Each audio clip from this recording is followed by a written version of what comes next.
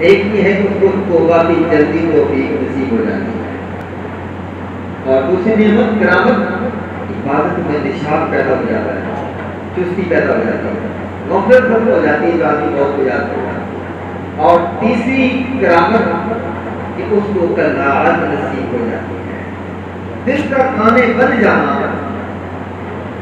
دل اندر سے کانے بن جاتا بہت کچھ ہے الحمدللہ۔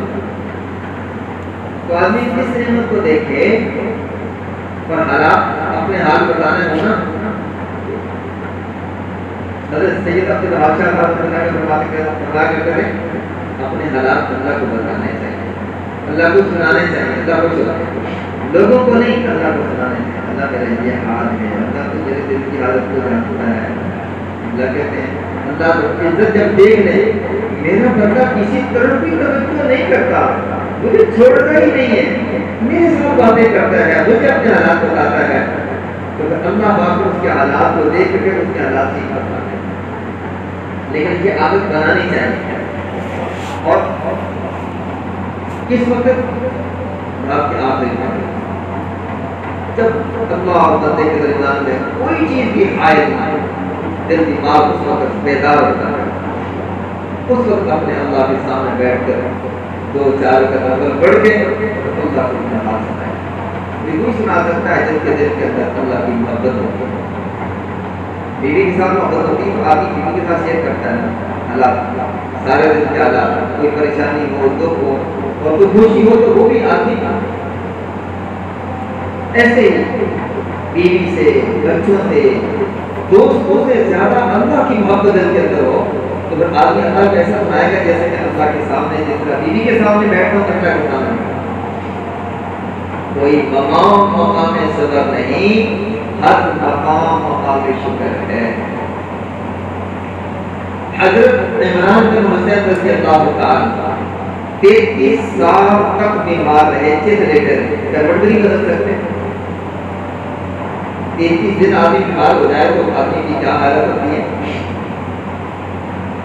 33 سال لیکن چہرے پر بشاشت، ورنہ تو 2-3 دن آدمی بیمار ہو جائے تو چہرہ مرجھا جاتا ہے، اس کا چہرہ بتا رہا ہوتا ہے کہ آدمی بیمار بھی ہے، پریشان بھی ہے، لیکن چہرے پر بشاشت، نورانیت، بشاشت کی نورانیت بھی۔ لوگ بھی عیادت کرنے کے لیے آتے تھے، پوچھتے تھے حضرت آپ کے چہرے پر بشاشت بہت زیادہ ہے، نورانیت بھی ہے، اس کی کیا وجہ ہے؟ حضرت عمران بن حسین رضی اللہ عنہ فرماتے کہ میں اس مصیبت پر، پریشانی اور بیماری پر صبر تو کرتا ہی ہوں، لیکن اس کے باوجود میں ساتھ شکر بھی کرتا ہوں، ساتھ شکر بھی کرتا ہوں۔ ایک تو یہ وجہ، دوسری وجہ یہ ہے کہ فرشتے میرے پاس صبح شام آتے ہیں، مجھے آ کر سلام کرتے ہیں، جب مجھے آ کر سلام کرتے ہیں تو میری تکلیف مجھے بھول جاتی ہے، مجھے اس وقت لذت اتنی آتی ہے، فرشتے کہتے ہیں بتاؤ عمران بن حسین آپ کا کیا حال ہے، اور اللہ کی طرف سے آئیں تو پھر کتنا بڑا انعام ہوتا ہے، بتاؤ آپ کا کیا حال ہے، اللہ پوچھے آسمانوں پر بیٹھ۔ اور تیسری وجہ کیا ہے؟ چہرے پر بشاشت کی، اللہ کی عزت نے میرے اور آسمان کے درمیان کے خلا کو پردوں پر اللہ نے ہٹا دیا، میں عالم الغیب کو اپنے دل کی آنکھوں سے دیکھ رہا ہوں، تو اوپر کیا ہوگا؟ جب دل زندہ ہو جاتے ہیں تو پھر یہ دل کو چیزیں نظر آتی ہیں، اور جب دلوں کے اندر سختی ہو، بردنی ہو، معصیتوں کے دبے ہوں تو ہمیں تو پھر سامنے جانے والا بندہ بھی نظر نہیں آئے۔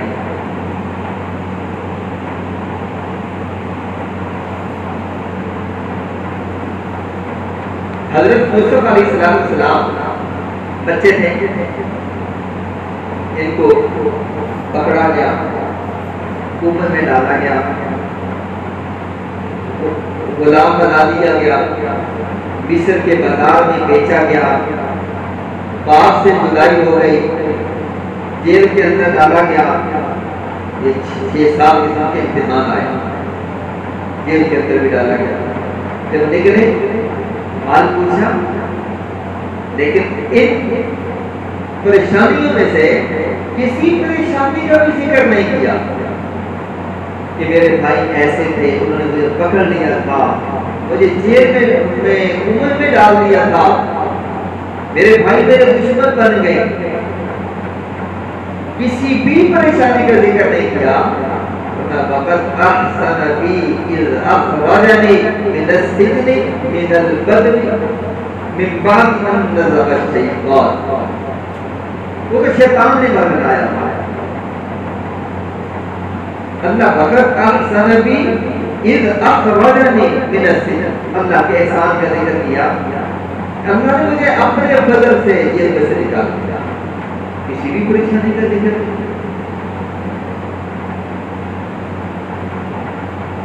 حضرت مولانا مفتی شفیع صاحب رحمۃ اللہ علیہ کے استاد بھی تھے، شیخ بھی تھے، حضرت مولانا سید اصغر حسین شاہ صاحب رحمۃ اللہ علیہ، بیمار ہوئے، مفتی صاحب کے پاس عیادت کے لیے تشریف لے گئے، پوچھا حضرت کیا حال ہے؟ تو حضرت نے الحمدللہ میرا دماغ ٹھیک ہے، الحمدللہ میری آنکھیں ٹھیک ہیں، الحمدللہ میری زبان ٹھیک ہے، الحمدللہ میرے تمام اعضاء کے بارے ٹھیک ہیں، جو اصل بیماری تھی اس کا ذکر ہی نہیں ہے، نعمتوں کا ذکر ہے، نعمتوں کا ذکر، نعمتوں کا شکر۔ حضرت عطا نبی رضا رحمۃ اللہ علیہ فرماتے ہیں اللہ تعالیٰ نے میرے دل کے اندر یہ الہام کروایا کہ لوگوں کو کہہ دو، یہ جب بیٹھتے ہیں نا کسی مجلس کے اندر لوگوں کے اندر، تو اپنے حالات کا گلہ شکوہ کرتے ہیں، ان کو کہہ دو کہ جب لوگوں میں بیٹھتے ہو تو لوگوں حالات کا گلہ شکوہ کرتے ہو، جب آپ کے گناہوں بھرے اعمال میرے پاس آتے ہیں، میں تو فرشتوں کے سامنے بیٹھ کر تمہارا ذکر نہیں کرتا کہ میرے غلام ہوتے ایسے ہیں، گناہ کرتے ہیں، میں تو تمہارے کے لیے فرشتوں کے سامنے بیٹھ کر نہیں کرتا۔ مفتی رشید احمد صاحب رحمۃ اللہ علیہ فرماتے جہاں اللہ کی عزت نے وعدہ کیا لَإِن شَكَرْتُمْ لَأَزِيدَنَّكُمْ، کہ نعمتوں کو بڑھاؤں گا، تو جب دنیاوی نعمتیں بڑھنے کا وعدہ اللہ کی عزت نے کیا ہے، تو جو ہمارے پاس سب سے قیمتی سرمایہ ہے، سب سے قیمتی سرمایہ وہ ایمان ہے، تو اس ایمان پر بھی آدمی کو دل و جان سے شکر ادا کرنا چاہیے۔ جب آدمی اس ایمان کی نعمت پر شکر ادا کرے گا تو اللہ ہمارے ایمان میں اضافہ کرتا ہے۔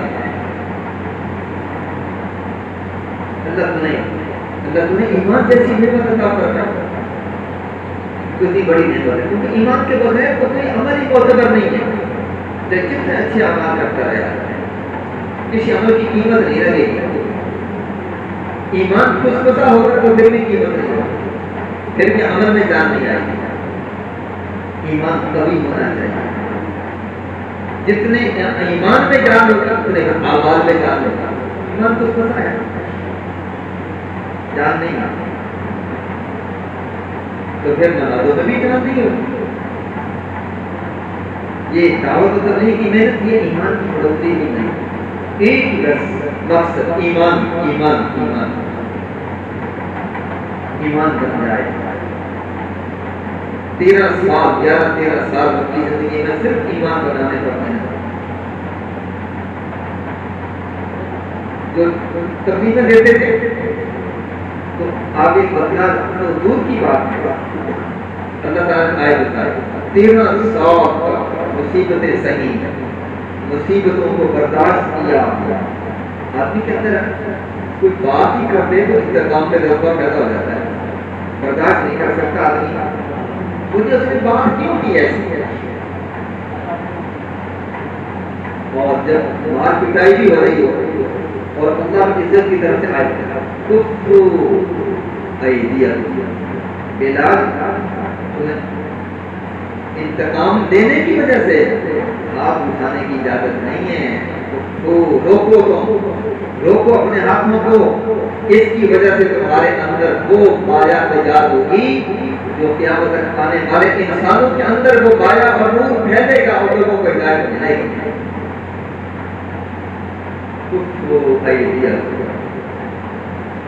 اس وقت سے آج دعوت و تبلیغ والے حضرات جیسے بھی حالات آ جائیں تو مقابلہ کیوں نہیں کرتے, انتقام کیوں نہیں لیتے؟ اس لیے کہ اللہ شروع سے ہی اللہ کا حکم اور پوری محنت چلی آ رہی ہے جو صحابہ نے کی تھی. اگر ان کو انتقام لینے کا حکم نہیں ہے تو ہمیں بھی انتقام لینے کا حکم نہیں, اجازت نہیں ہے. وہ انتقام لیتے تو پھر آگے ہدایت نہ پھیلتی. آج ہم انتقام لیں گے تو لوگوں کو ہدایت نہیں ملے گی. برداشت کرنے پر کتنے علاقوں کو اللہ ہدایت کے لیے قبول فرما دیتے ہیں. کتنی رکاوٹیں آتی تھی. سرد والوں کو اللہ ہدایت کہتے ہیں. ہمارے علاقوں پنجاب میں تو سارا انہوں نے کام کرا, کوئی کام نہیں تھا. شروع میں چھوٹے ہوتے تھے, گاؤں میں رہتے تھے. آج سے کافی سال پہلے 40 سال پہلے کی بات. اور آتے تھے وہ اردو بھی نہیں جانتے اور آ کے آپ نے اپنی چائے کھانا وانا کیا بس. اور پنجاب والے کافی وہ نہیں جانتے پڑھتے تھے اور اس وقت تو یہ حضرات اردو بھی نہیں جانتے تھے. آپ تو کافی سارے پڑھنے کے جاننے لگ گئے, تبلیغ میں لگ گئے. لیکن یہ ساری قربانی حضرات کی وجہ سے علاقوں کے علاقے اللہ نے قبول کر دیے.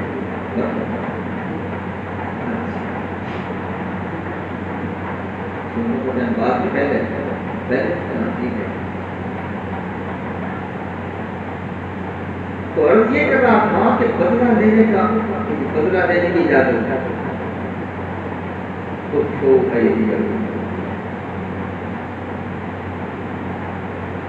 تو نعمتوں کی قدردانی سے نعمتیں بڑھتی ہیں.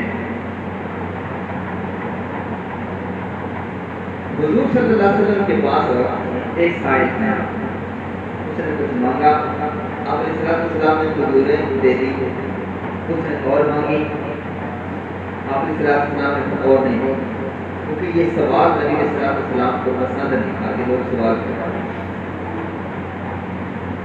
جو آدمی سوال کرتا ہے اللہ اس کے لیے فخر کے دروازے کھول دیتے ہیں. خدا سرکار نے بہت تفصیل سے یہ بات کی. اس کی حالت پوری نہیں ہوتی. ایک حالت پوری ہوئی اور بڑھ گئی, ایک حالت پوری ہوئی اور بڑھ گئی اور بڑھ گئی. اب السلام نے اور نہیں دی. تھوڑی دیر کے بعد ایک اور سائل آیا, اس نے کچھ مانگا. اب السلام نے کھجوریں دی اور وہ سائل کھجوریں لے کر بڑا خوش ہوا. ایک تو کھجوریں ملنے پر خوش ہوا کہ مجھے کھجوریں مل گئی, اور دوسرا اس بات پر کہ اللہ کے محبوب صلی اللہ علیہ وسلم نے اپنے ہاتھوں سے مجھے کھجوریں عنایت فرمائی. یہ اس سے بڑی خوشی کی بات تھی. آج کے اللہ والے اپنے ہاتھوں سے کسی کو چیز دے دے تو بڑی خوشی ہوتی ہے.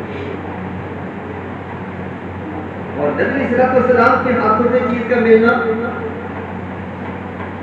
شکر کیا, خوش ہوئے, شکر کیا اور میری مانگی. اس پر کھانے ہو گئے قناعت کرنے. نبی علیہ السلام نے اپنے گھر حضرت ام سلمہ رضی اللہ تعالی عنہا کے گھر بابت کو بھیجا. یا پوچھا گھر میں کچھ مال پیسہ